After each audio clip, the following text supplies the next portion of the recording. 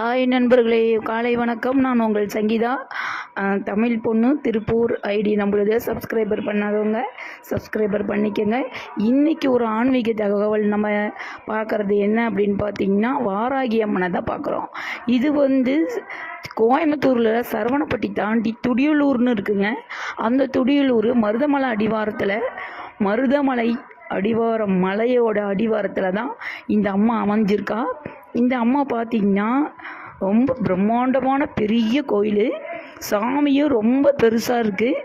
இந்த துடியலூர் சாமி இப்போ நான் இங்கே இது எப்படி கண்டுபிடிச்சேன் அப்படின்னு பார்த்திங்கன்னா, கனவுல வந்துச்சு. இந்த நம்ம வாராகி அம்மனை எங்கே இருக்கான்னு தேடி கண்டுபிடிக்கும் பொழுது சரவணப்பட்டியில் துடியலூரில் இருக்குது. ஒரு கிராமத்தில் இருக்க மாதிரி ரொம்ப அழகாக விவசாய பகுதியில் காட்சியளிக்குது. இங்கே எல்லா தெய்வங்களும் இருக்காங்க. காளியம்மன், மாரியம்மன், ஐயப்பன், முருகன், பெருமாள் அப்படின்னு எல்லா சிலையும் பெருசாகவே வச்சுருக்காங்க. இங்கே மத்தியானம் அன்னதானமும் உண்டு.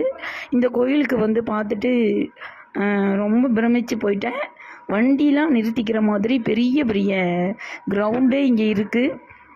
நீங்களும் இந்த வாராகி அம்மனை பார்க்கணுன்னு ஆசைப்படுறவங்க சரவணப்பட்டி தாண்டி துடியலூர் வந்தீங்கன்னா வாராகி அம்மனை பார்த்துடலாம்.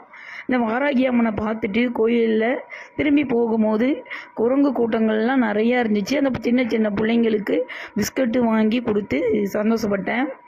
மறுபடியும் இந்த வாராகி அம்மனை பார்க்க வர வேணும் அப்படின்னு நான் வேண்டிக்கிறேன். போய் பார்த்துட்டு வரணும்.